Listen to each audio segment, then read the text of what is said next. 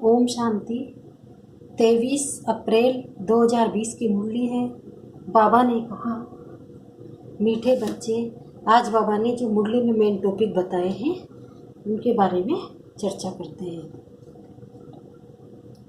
किसी से भी बहुत नम्रता से और धीरे से बातचीत करनी है। बोलचाल बहुत मीठा हो, साइलेंस का वातावरण हो, अधिक आवाज में न बोलो। दूसरा है, सबसे पवित्रता की धारणा से देवी गुण स्वतः आ जाएंगे। पतितों को पावन बनाने वाला है एक बाबा। तीसरा है, अभी अभी मनुष्य आत्माएं नास्तिक है, भगवान को नहीं जानते हैं, उनको क्या कहते हैं? नास्तिक। इसलिए ही हंगामे करते रहते हैं, लड़ते झगड़ते रहते हैं, क्योंकि सब नास्तिक हो गए हैं। चौथा है, ज्ञान सागर बाबा ने ज्ञान का कलश माताओं के सिर पर रख दिया है। इसलिए इस संस्था में ब्रह्मा कुमारियों ज्ञान दे रही है। नारी को ही बाबा ने स्टेज पे बिठाया है, क्योंकि नारियों का बहुत अपमान हुआ है। इसलिए बाबा ने सरस्वती को क्या दे दिया? ज्ञान की देवी किसको बनाया? सरस्वती को। शक्ति की देवी किसको बनाया? दुर्गा को। लक्ष्मी की धन की देवी किसको बनाया? लक्ष्मी को। बाबा ने सारी शक्तियां किसको दे दी? नारी को। पांचवा है, बाबा आते ही संगम पर है, सिर्फ कहते हैं मुझे याद करो तो पाप भस्म हो जाए। गंगा स्नान से पाप भस्म नहीं होंगे। छठा है, बाबा को याद करते समय आंखें बंद कर कांध नीचे करके नहीं बैठना है, देह अभिमानी होकर रहना है, अर्थात आत्मा बाबा को याद करती रहे। ये बाबा ने मेन बातें आज मुरली में बताई है। अब मुरली पढ़ते हैं। आज बाबा ने कहा, मीठे बच्चे, सबसे अच्छा देवी गुण है शांत रहना, अधिक आवाज में न आना, मीठा बोलना। तुम बच्चे अभी टॉकी से मूवी से साइलेंस में जाते हो, इसलिए अधिक आवाज में न आओ। प्रश्न है, किस मुख्य धारणा के आधार से सर्व देवी गुण स्वतः आते जाएंगे? उत्तर है, मुख्य है पवित्रता की धारणा। देवताएं पवित्र हैं, इसलिए उनमें देवी गुण है। इस दुनिया में कोई में भी देवी गुण नहीं हो सकते। रावण राज्य में देवी गुण कहाँ से आए? तुम रॉयल बच्चे अभी देवी गुण धारण कर रहे हो। गीत है, भोलेनाथ से निराला, शंभुनाथ से निराला कोई और नहीं, ऐसी बिगड़ी बनाने वाला कोई और नहीं। ओम शांति। अभी बच्चे समझते हैं कि बिगड़ी को बनाने वाला एक ही है। भक्ति मार्ग में अनेकों के पास जाते हैं, कितनी तीर्थ यात्राएं आदि करते हैं। बिगड़ी को बनाने वाला, पतितों को पावन बनाने वाला तो एक ही है। सदगति दाता, गाइड, लिबरेटर भी वह एक है।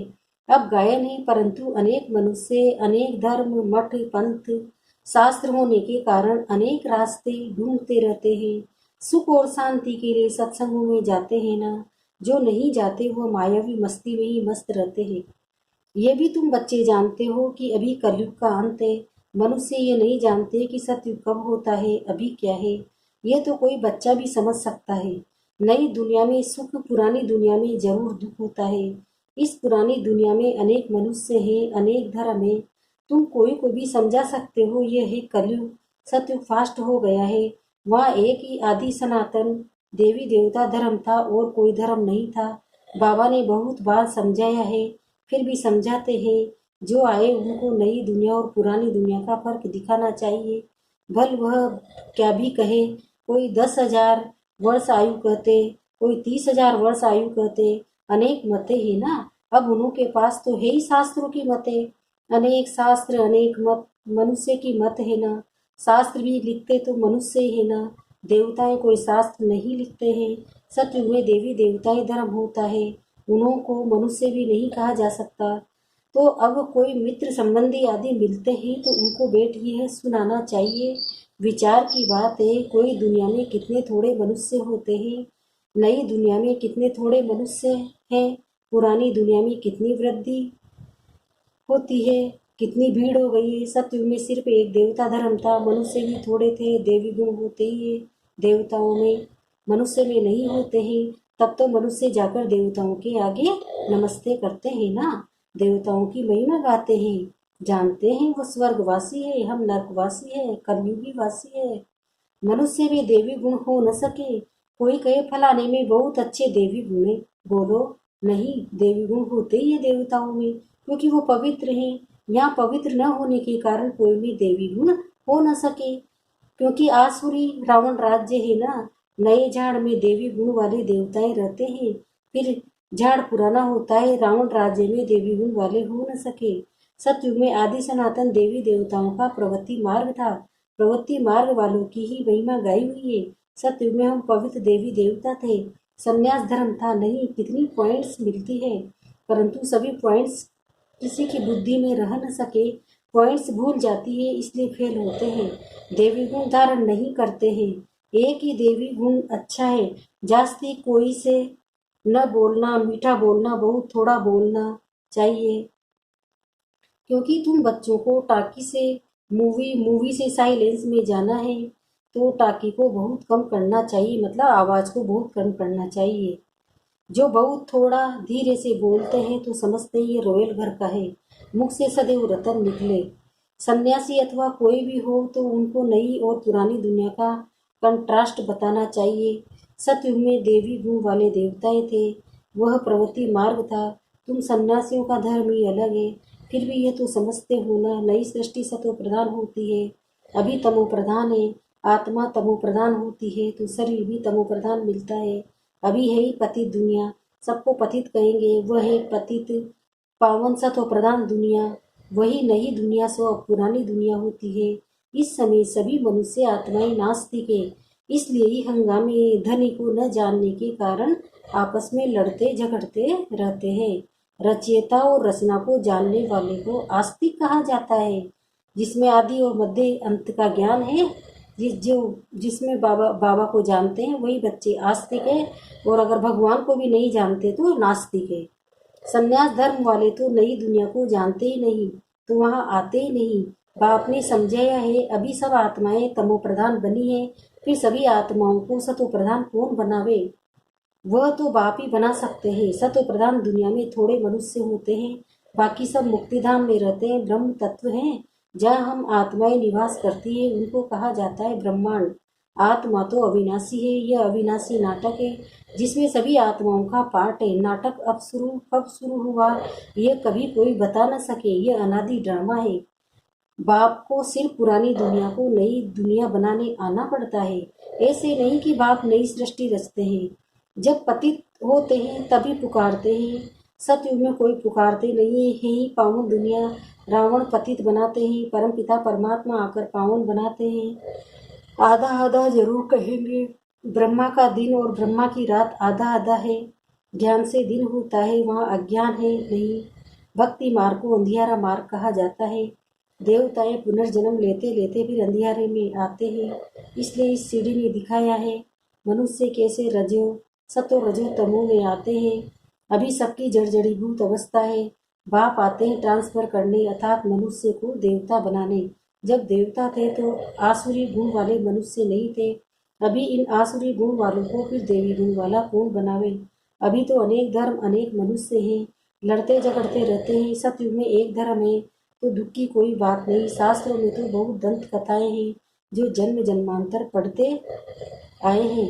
बाप कहते हैं ये सब भक्ति मार्ग के शास्त्र हैं, उनसे मुझे प्राप्त कर नहीं सकते, मुझे तो स्वयं एक ही बार आकर सबकी सब गति करनी है, ऐसे वापिस कोई जा न सके। बहुत देर से बाप बैठ समझाना चाहिए, हंगामा भी न हो।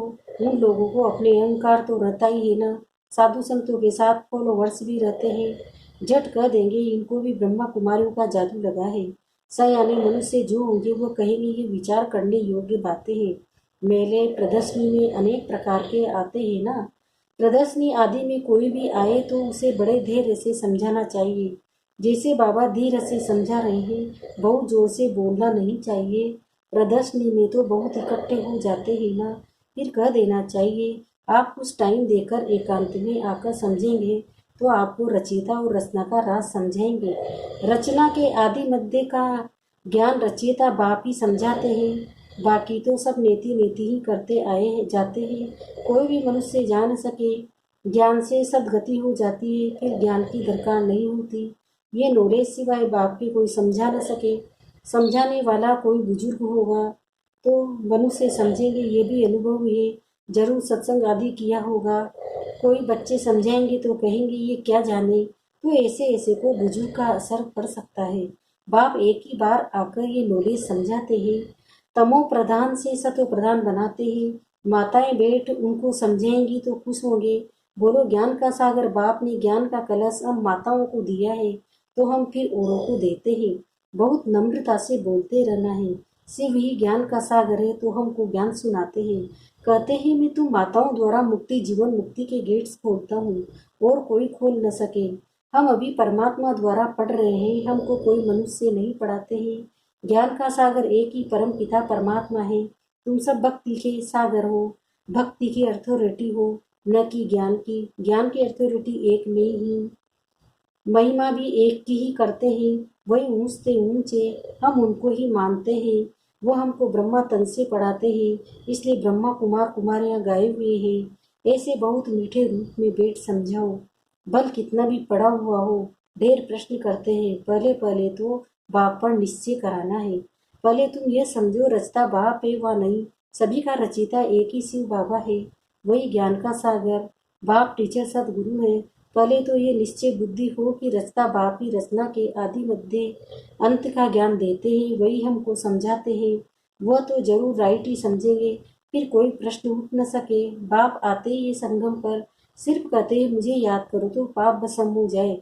हमारा काम ये पतित को पावन बनाने का।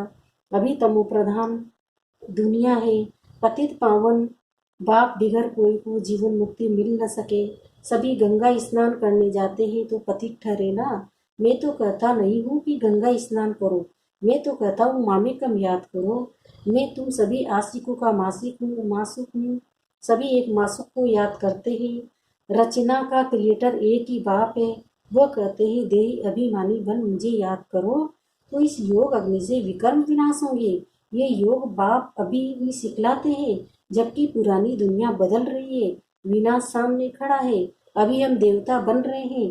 बाप कितना सहज बताते हैं। बाप के सामने बस सुनते हैं, परंतु एक रस हो नहीं सकते। सुनते बुद्धि और तब भागती रहती है। भक्ति में भी ऐसे ही होता है, सारा दिन तो वेस्ट जाता है, बाकी जो टाइम मुकर्रर करते हैं उसमें भी बुद्धि कहाँ कहाँ चली जाती है। सबका ऐसा हाल होता होगा, माया है ना। कोई कोई बच्चे बाप के सामने बैठे ध्यान में चले जाते हैं। ये भी टाइम वेस्ट हुआ ना, कमाई तो नहीं हुई। बाप तो कहते हैं याद में रहो, जिससे विकर्म विनाश हो। ध्यान में जाने से बुद्धि में बाप की याद नहीं रहती है। इन सब बातों को बहुत बहुत घोटाला है। तुमको तो आंखें बंद भी नहीं करनी है, याद में बैठना है। आंखें खोलने से डरना नहीं चाहिए। आंखें खुली हो, बुद्धि में मासूक की याद हो, आंखें बंद करके बैठना ये कायदा नहीं है। बाप कहते हैं याद में बैठो, ऐसे थोड़ी ही कहते हैं आंखें बंद करो। आंख बंद कर कांध ऐसे नीचे कर बैठेंगे तो बाबा कैसे देखेंगे। आंखें कभी बंद नहीं करनी चाहिए। आंखें बंद हो जाती है तो कुछ दाल में काला होगा, और कोई को याद करते होंगे। बाप तो कहते हैं और कोई मित्र संबंधी आदि को याद किया तो तुम बच्चे आशिक नहीं ठहरे। सच्चा आशिक बनेंगे तभी ऊंच पद पाएंगे। मेहनत सारी याद में है। देवी मान में बाप को भूलते हैं, फिर धक्के खाते हैं। और बहुत मीठा भी बनना चाहिए, वातावरण भी मीठा हो, कोई आवाज नहीं, कोई भी आए तो देखे बात कितनी मीठी करते हैं। बहुत साइलेंस होनी चाहिए, कुछ भी लड़ना झगड़ना नहीं है। नहीं तो जैसे बाप टीचर गुरु तीनों की निंदा कराते हैं, वह फिर पद भी बहुत कम पाएंगे। बच्चों को अब समझ तो मिली है। बाप कहते हैं हम तुमको पढ़ाते हैं ऊंच पद पाने, पढ़कर फिर औरों को पढ़ाना है।